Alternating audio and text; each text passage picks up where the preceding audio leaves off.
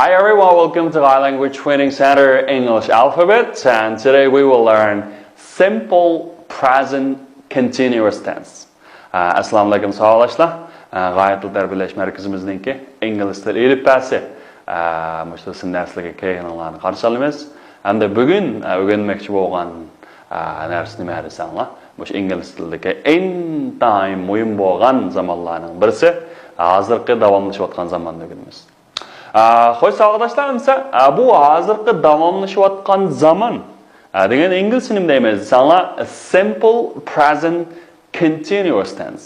Hamda bu zaman nimani bildirdi desanglar, shu ish harakatininki shu so'zlanayotgan shu vaqtning o'zida bo'layotganligini bildirgan zaman shakli.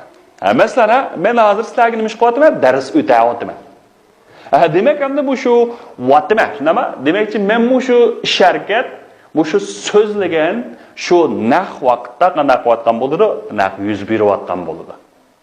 Naq yuz berayotgan bo'ladi. Masalan, men dars o'tayapman, sizlar dars anglayapsizlar degandek, shunami? Demak, bu zaman ifodalaganda shu mana qilyapman, qilyapti degandek, shunami? Demak, ish harakat shu so'zlagan shu vaqt saytida shu bo'layotganligini ifodalaydi. Endi buni shakli qarab qo'yinglar. Endi shu ish harakatni qilib uchun nima deymiz? Ega deymiz, shuna. Egisi boshda ega keladi. Demak, masalan, I. Onun nima? BP da. BP da tarjima qilsak shu bo'lsa degan ma'noda gap qo'yamda. Masalan, buningda nima? Am, is, are. Birinchi shaxsga nima desanglar? Am, ikkinchi shaxsga are, uchinchi shaxs birlik nima? Is. Okay. Demakchi, I degan birinchi shaxs BP dan kelgan nima? Am. Masalan, I am. Okay, endi ma feel-dinki qanday desanglar ing qo'shilgan, qaytilgan shakli. Endi men yerga ing nima degan gap desanglar, shu ing harfi. Bu uyg'urchadagi wataman, watadu degan gap shu. Okay, playing o'yna, wataman, shunami? Agar he was u o'yna, watadu, o'yna, watslar degan gap. Demak, ing shu watadu, wataman, shunami? Football. Demak, bu shu qilayotgan harakat. Bu ya'ni bo'ldi to'ldiruvchi bo'ladi. Xo'sh, endi yerga to'ldiruvchi deganimiz nima desanglar? Shu ish harakatininki ob'ekti. Ob'ekti. Masalan, deganimiz shu ish harakatini qilg'uvchi. Masalan, I. Endi xabar degancha shu feel. Okay. Shu nimani qiladi? Nimani o'ynaydi? Shu futbolni. Shu futbolni ob'ekt qilib qanday qildi? O'ynadi. Demakchi, I am playing football. Men futbol o'ynayapman. Demak, siz mushu gapni, mushu jumlani degan vaqtingizda naq shu ishni qilayotgan bo'lasiz. Masalan, men hozir nima dars o'tyapman. I am teaching. Shunami? Men dars o'tyapman degandek. Okay. Endi yana boshqa jumlalar qarab boqaylik, savodoshlar. Masalan, she is coming. U kelyapti. Demak, ing nima? Watidu. Demakchi, demak, mushu gap bo'layotgan vaqtida, mushu gap deyilayotgan vaqtida u qanday shu kelayotgan bo'ladi. She is coming. They are running now. Hozir ular qanday qilyapti? Yugurayapti. Endi egisi uchinchi shaxs ko'plik. Ular shunami? They are. BP da nima keldi? Are. They are running now. Ular hozir qanday qilyapti? Yugurayapti. Okay. I am doing my homework. Men topshiriqimni ishlayapman. Okay. My cat is climbing the tree. Mening mushkum bo'lsa yamishyapti. The tree nimaga? Daraxtga. Demak, mening mushkum daraxtga yamishyapti. And he is sleeping at the moment. Naq mush paytda u qanday qilyapti? Uxlayapti. America at the moment deganimiz payt, shunami? At the moment mush paytda, at data. Shunami? Mush paytda u uxlayapti. Demak, savodoshlar mush ustidan ostiga mush hamma jumla asosan shu gap deyilayotgan vaqtda naq shu harakatniki yuz berayotganligini ifodalaydi. Masalan, she is coming, they are running now, I'm doing my homework now, the cat is climbing the tree, he's sleeping at the moment. Demek mush hamma sharkat aniq mush vaqt qanday qodir yuz beryotadi. Yuz beryotadi. Hamda mush zamonda eng muhim bo'lgan narsa nima desanglar, shu mush fe'llarning keyiniga ing qatish. Ing degan nima edi? Shu what to do, what a man degan gap. Shunami? Hamda bu ing qatqanda qanday desanglar, oxiri i bilan oyoqlashgan. Hamda shu so'zdagi i'ni hech qanday ohang, masalan, qanday qilmaydigan talaffuz jihatda talaffuz qilmaydigan so'zlar bo'lib qolsa, bu ing qatqanda shu oxirdagi i harfini elib o'tib, bundan keyin qanday qilamiz? Ing qatimiz. Masalan, birinchi so'z nima ekan? Have.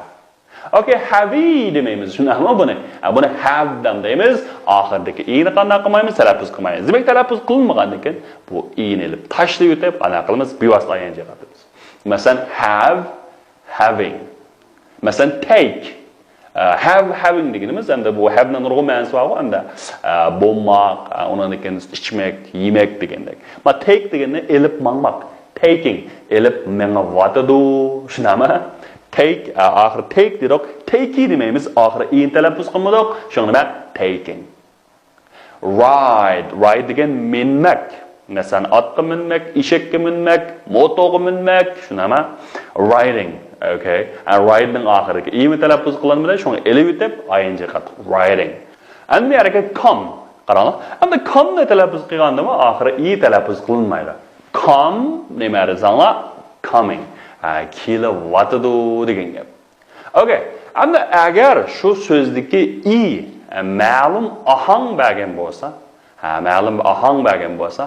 buning keyiniki u i'ni qanday qiladigan chiqarib o'tishga bo'lmaydi. Masalan, birinchisi be. Okay, be shu BP'dagi be, shunami? Being. Endi bu i ohang bari, shunami? Buni qanday qilib o'tishga bo'lmaydi? Qisqartirib o'tishga bo'lmaydi. Masalan, see degan i degan ohangni bari. Shunga bari i'ni qisqartirib o'tsak bo'lmaydi. Shunga sing bo'ldi. Shunami? Okay.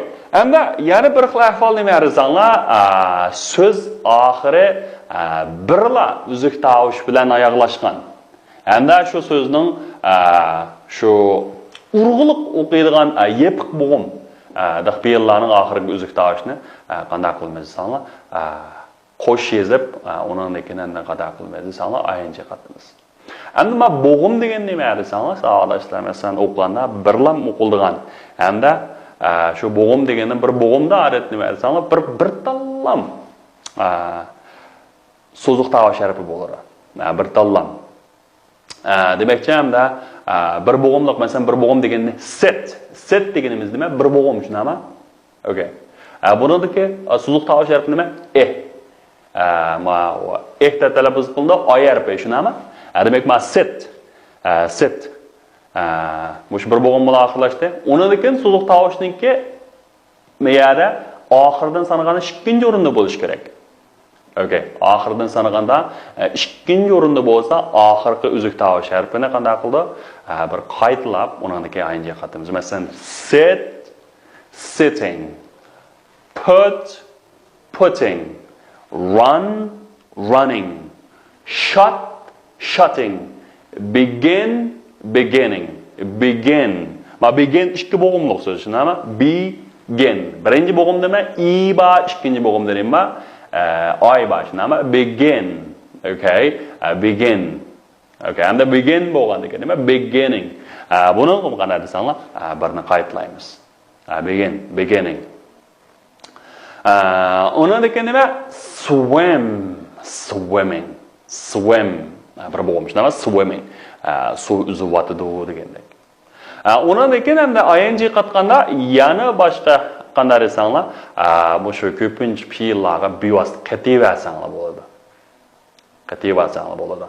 Masalan, oldingi ma'nosini bir deb o'tay. Masalan, sit o'ttirmoq, shunami? Sitting o'ttiryotidi, put qo'ymoq, qo'yayotidi, run, running, yugamak, yugurayotidi, shut yapmoq, shutting yapayotidi, begin boshlash, beginning boshlayotidi, swim so'zmak, swimming so'zmak. Uni masalan qaranglar, eat, yemak, eating, nima? Yeyotidi, shunami? Look, looking, qarayotidi. Drink. İçmek. İçivadır. Drinking. Şuna climb. Yağmışmak climbing.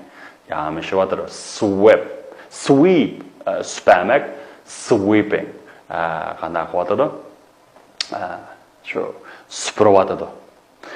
Demek hem de muşunu qatqanda bular ma'abayqı ama o bir boğumluq ya ikki boğumluq bo'lganda söz oxiri urg'uliq o'qiladigan yepiq boğumluq deyiladi. Mesela yepiq boğumluq degan mesela sit.